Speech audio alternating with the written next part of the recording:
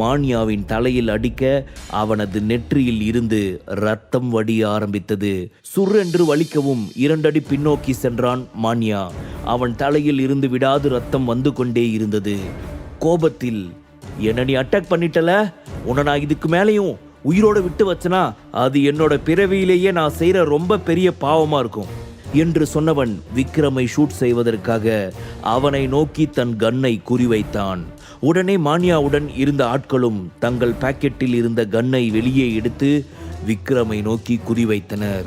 அதை பார்த்த கண்ணனின் முகம் ஷாக்கானது.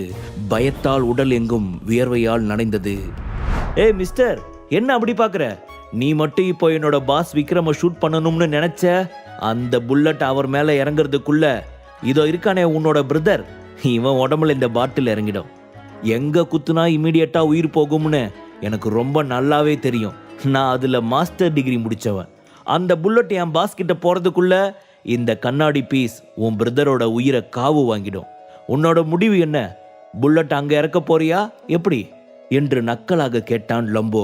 அதை கேட்ட மான்யாவிற்கு என்ன செய்வதென்றே புரியவில்லை. வேகமாக லம்போவை சுட்டு தள்ளிவிட்டு சீக்கிரமே சுட்டு பொசுக்கி விடலாமா என்று கூட யோசித்தான். ஆனால் அவன் கையில் இருந்த கண்ணாடி பாட்டில் மான்யாவை லேசாக பயம் கொள்ள வைத்தது. லம்போ பேசியதை கேட்ட ஜீவன் பரிவார் பதறி போனார்.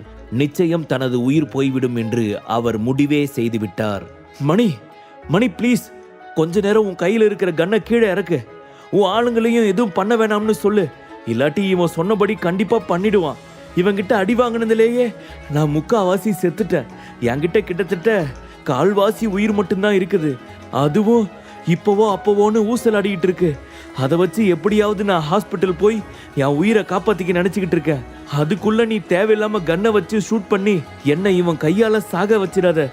ப்ளீஸ் கன்னை கீழே இறக்கு என்று ஜீவன் கெஞ்ச ஆரம்பித்தான். விக்ரம், உன்னோட ஆளை என்னை விட சொல்லுங்க. என் ஆளுங்க சைட்ல எந்த தாக்குதலும் உங்க பக்கம் நடக்காது. இது சத்தியம். நான் சொல்றத நம்புங்க என்று ஜீவன் விக்ரமிற்கு வாக்கு கொடுக்க, ஆனால் விக்ரம் அவரது வார்த்தைகளுக்கு எந்த ஒரு பதிலும் சொல்லாது அமைதியாக இருந்தான். என்ன விக்ரம், நான் பேசிக்கிட்டே இருக்கேன், நீங்க எந்த பதிலும் சொல்லாம இருக்கீங்க? ப்ளீஸ் லம்போ கிட்ட சொல்லுங்க, என்னை உயிரோட விட சொல்லுங்க. நீங்க சொல்லாட்டி என்ன உங்களோட பாடிகார்டு இங்கேயே கொன்றுவான் போல. நான் மானியா கிட்ட சொல்லியிருக்கேன், கண்டிப்பா அவர் உன்னை ஷூட் பண்ண மாட்டாரு. ப்ளீஸ் என்னை நம்புங்க. நான் இவ்வளவு பேசியும் நீங்க எதுவுமே சொல்லாம அமைதியா இருக்கீங்கன்னா அப்போ நீங்க உறுதியான முடிவுல தான் இருக்கீங்களா? என்னையும் ஆளுங்களையும் கொல்ல போறீங்களா? நீங்க இந்த மாதிரி பண்றதுனால நிச்சயமா அவங்க உங்களை சும்மாவே விட மாட்டாங்க. அது நல்லா மனசுல வச்சுக்கோங்க என்று அத்தனை பயத்திலும் பேசினாலும் அவனது வார்த்தைகள் அனைத்தும் திமிர்த்தனம் பிடித்ததாகவே இருந்தது. அவனது பேச்சை கேட்டு விக்ரமிற்கு சிரிப்பதா இல்லை அவன் மீது கோபப்படுவதா என்றே தெரியவில்லை. அவனை பார்த்தவன், அது எப்படிடா இப்படி அசால்ட்டா பயப்படாம பேசிக்கிட்டு இருக்கீங்க? உன் கவலை அழிஞ்சாலும் இன்னும் உன் கசப்பு அழியல பாத்தியா? இவ்வளவு பட்ட பின்னாடியும் உனக்கு இன்னும் வலிமை இருக்கிறதா தான் நீ நினைச்சுக்கிட்டு இருக்கியா என்று விக்ரம் கூலாக கேட்டான். அவன் சொன்னதை கேட்ட ஜீவன் ஒரு கணம் ஷாக்கானான். தன் மனதிற்குள், என்ன சொல்றான் இவன்? அப்போ எனக்கு வலிமையே இல்லைன்னு நினைக்கிறானா? இந்த அளவுக்கு இவன் என்னை சீப்பா குறைச்சி மதிப்பிடுவான்னு நான் நினைக்கவே இல்லை. இதுக்கு முன்னாடி நான் எத்தனை பேரை டேக் ஓவர் பண்ணியிருக்கேன். என்னோட கஷ்ட காலமோ என்னமோ இந்த தடியன் கையில் மாட்டிக்கிட்டு இப்படி படாத பாடுபட்டு அடி வாங்கிட்டு இருக்கேன். இவன் ஒருத்தங்கிட்ட நான் அடி வாங்கினதை வச்சு இந்த விக்ரம் என்னை ஒன்றுத்துக்கும் ஆகாதவன்னு முடிவு பண்ணிட்டானா என்று தன் மனதிற்குள் நினைத்தவருக்கு கோபம் வந்தது. தான் இருக்கும் ஆபத்தான சூழ்நிலையையும் மறந்து விக்ரமை பார்த்து கோபமாக, இங்க பாரு விக்ரம், எனக்கு கீழே எத்தனை ஆளுங்க இருக்காங்கன்னு உனக்கு தெரியுமா? அவங்க எல்லாரையுமே கண்டிப்பா ஒன்று சேர்த்தா உன்னால நிச்சயமா சமாளிக்கவே முடியாது. அது உனக்கு புரியலையா? நான் சத்தியமா ஒத்துக்கிறேன் நீ ரொம்ப திறமசாலின்னு. அதே சமயம் என்னோட ஆளுங்க எல்லாரையும் அட் அ டைம்ல உன்னாலையும் உன் ஆளுங்களாலையும் சமாளிக்கவே முடியாது. ஏதோ என்னோட கஷ்டகாலம் நான் உன் கையில சிக்கிக்கிட்டேன், அதனால மட்டும்தான் இப்ப என் ஆளுங்க அமைதியா இருந்துட்டு இருக்காங்க என்று அவர்களை பார்த்து மிரட்டலான தொனியில் சொன்னான். அவன் பேசுவது ஏதோ டிவியில் சீரியல் பார்ப்பது போன்று இருந்தது. ஜீவன் விக்ரமை மிகவும் சீரியஸாக பார்க்க முகத்தில் எந்த ஒரு ரியாக்ஷனும் இல்லாமல் தன் முன்னால் இருந்த ஒயினை குடித்து கொண்டிருந்தான். நிஜமாவே இவன் மனசுல என்ன நினைச்சுக்கிட்டு இருக்கான்? என் இடத்துக்கு வந்து என்னையே போட்டு அடிச்சு என் ஆளுங்களை என் கண்ணு முன்னாடியே என்னை காப்பாற்ற வர முடியாத அளவுக்கு என்னை அரெஸ்ட் பண்ணி வச்சு இப்போ ஹாயா சேரில் உட்காந்து ஒயின் குடிச்சிக்கிட்டு இருக்கான். கண்ணன் மாதிரி சாதாரணமான ஒரு ஆளை ஈஸியாக சமாளிச்சிடலாம்னு நினச்சி தேவையில்லாமல் இந்த சுனிலுக்கு ஹெல்ப் பண்ண போய் நான் இவங்கிட்ட வந்து மாட்டிக்கிட்டனே. இப்போ பாரு என் நிலைமை எந்த அளவுக்கு மோசமாக இருக்குன்னு. ஆனால் நான் எவ்வளவு அடி வாங்கியும் இன்னும் இந்த தடியன் கையில் நசுங்கிக்கிட்டு தான் இருக்கேன். இவனுங்களும் என்னை விட மாட்டாங்க. என்னை காப்பாற்ற வந்த மானியாவையும் சிலை மாதிரி நிற்க வச்சுட்டாங்க. இந்த தடியன் கையை பார்த்தாலே பயமா இருக்கு. இதுல என்ன கொல்ல கையில இவ்வளவு பெரிய பாட்டில் ஏதோ கருப்பு சாமி அருவாளை வச்சிருக்கிற மாதிரி வச்சிட்டு நின்னுட்டு இருக்கான் என்று நினைத்து மனதளவில் பயப்பட ஆரம்பித்தார் ஜீவன். அங்கிள் ப்ளீஸ் என்னை எப்படியாச்சும் என்னை காப்பாத்துங்க. இங்கிருந்து என்னை வெளியே கூட்டிட்டு போயிருங்க. தயவு செஞ்சு என்னை இவங்க கூட மட்டும் அனுப்பி வச்சிடாதீங்க ப்ளீஸ் அங்கிள் என்று பயந்த முகத்துடன் ஜீவனையும் மானியாவையும் பார்த்து கத்தினான் சுனில். நல்லதா போச்சு போ. அடா யாருடா இவன்? நானே இங்கிருந்து உசுறு பொழைச்சி வெளியே போவோமா இல்லையான்னு அந்தரத்தில் கம்பி மேலே நடக்கிறவன் மாதிரி உசுரை பிடிச்சிக்கிட்டு இருக்கேன். இதில் இவனோட உயிரை வேற நான் காப்பாற்றணுமா? இது வரைக்கும் குடியும் பொண்ணுங்களோட கூத்துமா விளையாடிக்கிட்டு திரிஞ்சவன் இப்போ என் உயிரோட விளையாட ஆரம்பிச்சிட்டான். நாய் இவனால தான் எனக்கு இவ்வளவு பிரச்சனையும் என்று மனதிற்குள் சுனிலை நொந்து கொண்டான் ஜீவன். லம்போவின் கவனம் ஒரு கணம் சிதறியது. அதை சரியாக கவனித்த ஜீவன் வேகமாக மான்யாவை பார்த்து கண்ணசைக்க உடனே மான்யா தனது கையில் இருந்த கன்னை உயர்த்தி ஒரு முறை சுட்டான். உடனே சுற்றி இருந்தவர்கள் அனைவரும் விக்ரமை நோக்கி துப்பாக்கியால் சுட்டனர். ஆனால் கீழே உடைந்து கிடந்த இரும்பு டேபிள் ஒன்றை எடுத்து தனக்கு கவசமாக பயன்படுத்தி கொண்ட விக்ரம் அவர்கள் புல்லட் அனைத்தும் தீரும் வரை அங்கும் இங்குமாக தாவி ஓடிக்கொண்டிருக்க மான்யாவோ இப்பொழுது லம்போவை நோக்கி குறிவைத்தான். மான்யா சுட்ட முதல் புல்லட்டில் அவன் கையில் இருந்த பாட்டில் உடைந்து விட்டது. ஆனால் அவன் கைப்பிடியில் இருந்த ஜீவனை இன்னும் அவன் விடவே இல்லை. விக்ரம் உடைந்து போன இரும்பு டேபிளின் மேல் பாகத்தை தனக்கு கவசமாக பயன்படுத்தினால் லம்போவோ அதற்கு ஒரு படி மேலே போய் ஜீவனையே தனக்கு கவசமாக பயன்படுத்த நினைத்தான். அதனால் மான்யா ஷூட் செய்த புல்லட் ஒன்று ஜீவனின் கால் வீரலை தாக்கியது. ஜீவனின் உயிர் இப்பொழுது லம்போவின் கைவசம் இருப்பதை புரிந்த மான்யா இதற்கு மேலும் லம்போவை குறிவைத்து சுடுவது என்பது இயலாத காரியம் என்று நினைத்து மீண்டும் விக்ரம் பக்கமே திரும்பினான். கண்ணன் மீது அங்கிருந்த எவரது கவனமும் செல்லவே இல்லை. அவர்களை பொறுத்தவரை விக்ரமும் லம்போவும் தான் முதன்மையானவர்களாக இருந்தனர். அவர்களை அழித்த பின்பு கண்ணனை பார்த்து கொள்ளலாம் என்ற முடிவில் இருந்து விட்டார்கள் போல. லம்போ நினைத்திருந்தால் மீண்டும் ஒரு முறை ஜீவனை வைத்து மிரட்டி விக்ரமை காப்பாற்றி இருக்கலாம். ஆனால் ஏனோ லம்போவின் மனதிற்குள் இப்போ நாம நினைச்சோம்னா இந்த ஜீவனை வச்சு நம்ம பாஸை காப்பாற்றலாம். ஆனா நாம மட்டுமே ரொம்ப நேரமா ஆக்ஷன் சீக்வன்ஸ்ல இறங்கி இருக்கிறதுனால நம்ம பாஸ் விக்ரம பத்தி அவங்க தப்பா எடை போட்டுட்டாங்கன்னு நினைக்கிறேன்.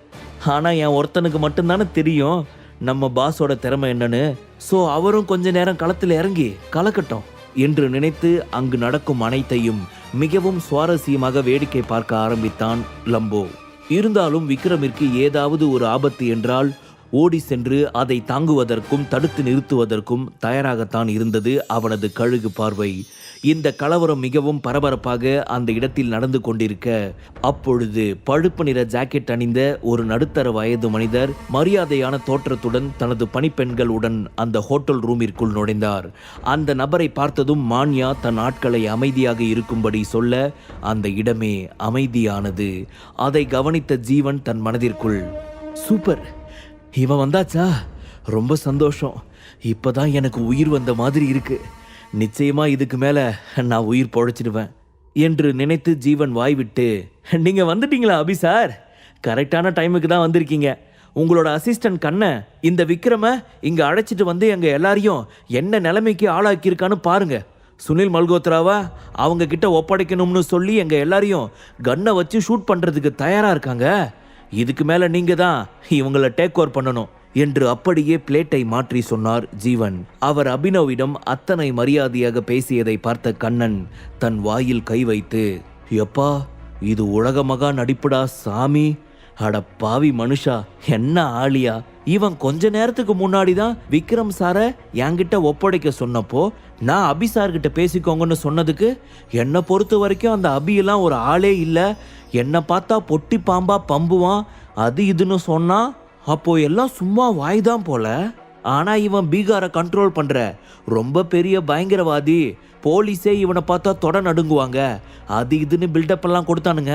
அப்போ அது எல்லாம் வெறும் வாய் வார்த்தை தானா? நான் தான் இவனை பற்றி எதுவுமே தெரியாமல் விக்ரம் சார்கிட்ட பயங்கரமாக பில்டப் கொடுத்துட்டேனோ, நம்மளே அசால்ட்டாக இவனை சமாளிச்சிருக்கலாம் போலியே என்று நினைத்தவாறு தனது வாயில் வைத்திருந்த கையை இன்னும் அகற்றாது அதிர்ச்சி நிறைந்த முகத்துடனே அவனை பார்த்து கொண்டிருந்தான். ஜீவனின் இந்த தோற்றத்தைக் கண்டு சிரிப்பதா இல்லை முறைப்பதா என்று கண்ணனுக்கு தெரியவே இல்லை. தன்னை மீறி அவன் உதட்டோரத்தில் புன்னகை தவழ ஆரம்பித்தது. ஜீவன் பரிவாரின் வார்த்தைகளை அலட்சியம் செய்த அபி நெற்றியில் வழிந்த வியர்வையை துடைத்து கொண்டு பதற்றத்துடன் விக்ரமை பார்த்து, mister Vikram, please, I am so sorry. நான் வரதுக்கு கொஞ்சம் லேட் ஆயிடுச்சு. ரொம்ப பெரிய விபரீதம் எதுவும் நடந்துருச்சா என்று அங்கு நடந்த அனைத்தையும் சுற்றும் முற்றும் பார்த்தவாறு கேட்டார். ஹோட்டலில் இருந்து கிளம்பிய பொழுது கண்ணன் அபினவிற்கு மெசேஜ் அனுப்பியிருந்தான். அபி சார், நானும் விக்ரம் சாரும் சுனில் மல்கோத்ரா விஷயமா ஜீவன் பரிவாரையும் சுனிலையும் மீட் பண்ணுறதுக்காக அவங்க மல்கோத்ரா ஃபேமிலி ஹோட்டலுக்கு போயிட்டு இருக்கோம் என்று ஒரு மெசேஜை அனுப்பியிருந்தார். அந்த மெசேஜை பார்த்த உடனே மல்கோத்ரா ஹோட்டலுக்கு ஓடி வந்தான் அபி. ஆனால் இங்கே வந்தவன் விக்ரமை நோக்கி கன்னை நீட்டியிருந்த அனைவரையும் பார்த்த அபி மிகவும் டென்ஷன் ஆகிவிட்டான். ஜீவன் பரிவாரின் துணிச்சலை நினைத்து அவன் மிகவும் கோபம் கொண்டான். அவனது கோப பார்வை மூலம் அபி எத்தனை கோபமாக இருக்கிறான் என்பதை உணர்ந்த விக்ரம் சிரித்து கொண்டே இங்க ஒன்றும் தப்பா நடக்கல என்று கூலாக சொன்னான் விக்ரம். என்ன நடந்துகிட்டு இருக்கீங்க? இந்த அபினவ் எவ்வளவு பெரிய ஆளு, ஆனா அவன் விக்ரமுக்கு இந்த அளவுக்கு மரியாதை தரான். அபினவ், கண்ணன் இப்படி எல்லாரும் இந்த விக்ரமை ஃபாலோ பண்றாங்க. அப்போ இந்த விக்ரம் தான் இவங்க எல்லாரையும் விட உயர்ந்தவனா? நாம தான் ஒருவேளை விக்ரமை பத்தி தப்பா நினைச்சிட்டோமோ என்று நிலைமை புரியாமல் குழம்பினான். இது ஒரு புறம் இருக்க, அங்கு நடந்து கொண்டிருக்கும் நிலைமை எதுவும் தெளிவாக புரியாமல் சுனில் நல்லவன் போல அபினவிடம், அபி சார், நான் தான் சுனில் மல்கோத்ரா. என் அப்பா பேரு அனிருத் மல்கோத்ரா. அவரை பத்தி உங்களுக்கு தெரியுமா என்று கேட்டான். அபினவ் அவனது பேச்சையும் அலட்சியப்படுத்திவிட்டு விக்ரமையே பார்த்து கொண்டிருக்க, இதை பார்த்த சுனிலின் கோபம் அதிகமானது. என்னடா ஒருத்தர் மாற்றி ஒருத்தனா வரானுங்க, ஆனால் நாம் பேசுகிற எந்த பேச்சையும் கண்டுக்காம அலட்சியப்படுத்திட்டே இருக்காங்க. இவனுங்களுக்கெல்லாம் எவ்வளவு திமிர் இருக்கும். நாம சும்மா மல்கோத்ரா ஃபேமிலியை பகச்சிக்கிட்டா ஃபியூச்சரில் கஷ்டப்படுவீங்கன்னு சொல்லிக்கிட்டே இருந்தால் பத்தாது, அதுக்கான ஆக்ஷனை எடுக்கணும் போல, அப்போதான் இவனுங்க எல்லாம் அடங்குவானுங்க என்று மனதளவில் கோபப்பட்டவன் அபினவை பார்த்து, என்ன அபினவ் சார், நான் பேசுறது உங்கள் காதில் விழுகவே இல்லையா? உங்களோட ஆளு என்னை இப்படி போட்டு டார்ச்சர் பண்ணுறது கரெக்டா? என்னை எதுக்காக இவனுங்க இந்த அளவுக்கு டார்ச்சர் பண்ணாங்கன்னு இவனுங்க சொல்லலையா என்ன? இவனுங்க சொல்லலைன்னா இந்த பிரச்சனை இதோட சால்வ் ஆகாது என்று ஒரு முடிவாக சொன்னான் சுனில். அவன் அப்படி சொன்னதும், என்ன சொன்ன? இப்போ இந்த ப்ராப்ளம் இதோட சால்வ் ஆகாதா? சால்வ் பண்ணிட்டா போச்சு என்று சொன்ன மறுகணம் யாரும் எதிர்பாராத சமயம் படார் என சுனிலின் ஷோல்டரில் ஷூட் செய்தான். எத்தனை வேகமாக அந்த புல்லட் அவன் தோலை துளைத்தது என்று தெரியவே இல்லை. அங்கிருந்த யாருமே இதை எதிர்பார்க்கவே இல்லை. அத்தனை கோபமாக அந்த புல்லட்டை அவன் தோல் மீது இறக்கி இருந்தான் அபினவ். வலி தாங்க முடியாமல் சுனில் அலற ஆரம்பித்தான். இதை பார்த்த ஜீவன் பரிவாரின் பேண்ட் நனைய ஆரம்பித்தது. பயத்தில் அவன் கண்கள் குளமென தேங்கியது. வழியில் அலறிக் கொண்டிருந்த சுனிலோ அபினவ் மேலும் தன்னை ஷூட் செய்து கொன்று விடுவானோ என நினைத்து, ப்ளீஸ் ப்ளீஸ் என்னை கொன்றாதீங்க, என்னை விட்டுருங்க, ஜீவன் அங்கிள் ப்ளீஸ் என்னை எப்படியாவது காப்பாத்துங்க என்று சொல்லிக்கொண்டே அவன் கதற, டே கதறாதடா, வாயை மூடிட்டு சும்மா இருடா, சரியான ஆளுதான் இவன், அவன் பக்கம் இருக்கிற கன்னை என் பக்கம் திருப்பி விடலாம்னு பாக்குறானா? எதுக்காகடா என்ன கூப்பிட்டுட்டே இருக்க மலம் மாடு என்று ஜீவன் மனதிற்குள் சுனிலை திட்டி தீர்த்தார். அவரது பயம் எல்லாம் அவன் பக்கம் இருக்கும் கன் தன் பக்கம் திரும்பி விடுமோ என்பதுதான்.